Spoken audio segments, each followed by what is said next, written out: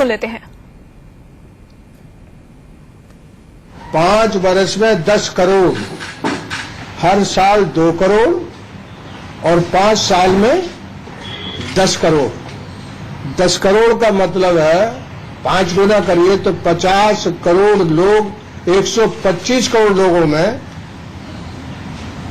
50 करोड़ लोग, 125 करोड़ लोग, जो 125 करोड़ बनकर कहते हो, तो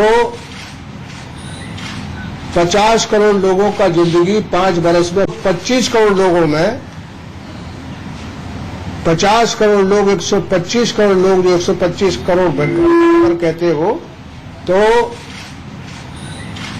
50 करोड़ लोगों का जिंदगी 5 बरस में बदल सकता है। उनकी जिंदगी में सुकून और एक तरह से कंफर्टेबल हो सकते हैं। इसकी जगह इन्होंने कहा कि स्किल डेवलपमेंट करेंगे, रोजगार की बात नहीं। मेड इन इंडिया भी इन्होंने कहा, लेकिन मेड इन इंडिया के साथ साथ जो इस देश से पूंजी का पलायन हो रहा है,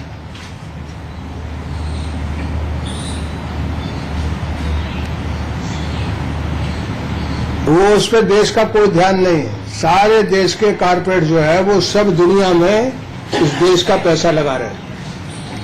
इन्होंने रोजगार के लिए नया रास्ता बनाया है कि स्किल डेवलपमेंट।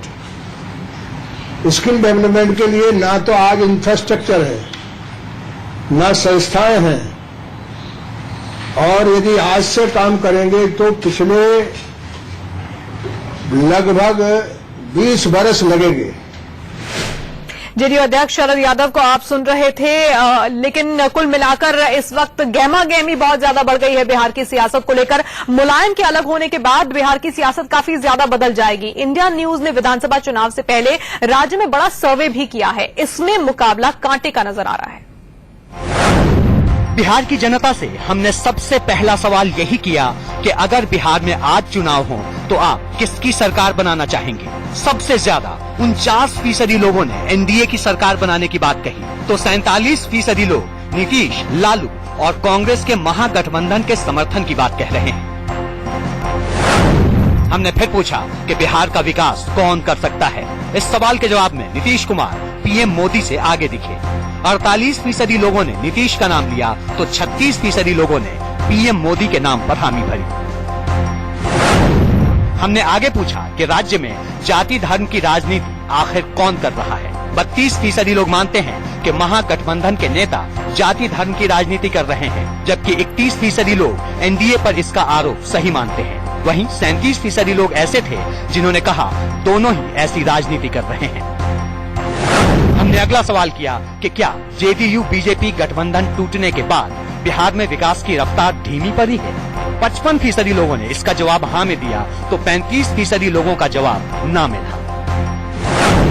सर्वे में हमने आगे पूछा कि बिहार के विकास में बाधा डालने के लिए जिम्मेदार कौन है। 47% लोग नीतीश कुमार की राय से सहमत दिखे। उन्होंने इसके लिए केंद्र सरकार को जिम्मेदार ठहराया, तो 29% लोगों ने इसके लिए राज्य सरकार को जिम्मेदार माना। हमने आगे पूछा कि बिहार को विकास के लिए केंद्र सरकार से कैसी मदद चाहिए। 42% लोगों ने विशेष राज्य का दर्जा दिए जाने को सबसे जरूरी माना, तो 52% लोगों को लगता है कि केंद्र आर्थिक पैकेज दे।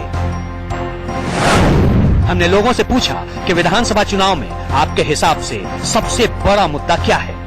54% लोगों ने विकास को सबसे बड़ा मुद्दा माना, जबकि 24% लोग महंगाई और 16% लोग कानून व्यवस्था को सबसे बड़ा मुद्दा मानते हैं।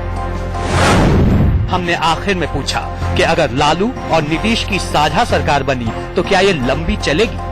52% लोग मानते हैं कि ये लंबी नहीं चलेगी, जबकि 45% लोगों ने इसका जवाब हाँ में दिया। Bureau report, India news. तो सर्वे के क्या आंकड़े सामने आ रहे हैं वो आपने देखा, लेकिन अब समीकरण थोड़े से बदल चुके हैं, क्योंकि अब महागठबंधन से समाजवादी पार्टी ने खुद को अलग कर लिया है और कहा है हम अपने दम पर बिहार में अकेले चुनाव लड़ने वाले हैं। हो सकता है दूसरे दलों से भी वो बातचीत करें, लेकिन फिलहाल उन्होंने अपने पत्ते पूरी तरह से नहीं खोले हैं। क्या इसके बाद ये समीकरण, ये आंकड़े बदल जाएंगे, ये एक सवाल बना हुआ है। छोटे से ब्रेक के लिए रुक रहे हैं।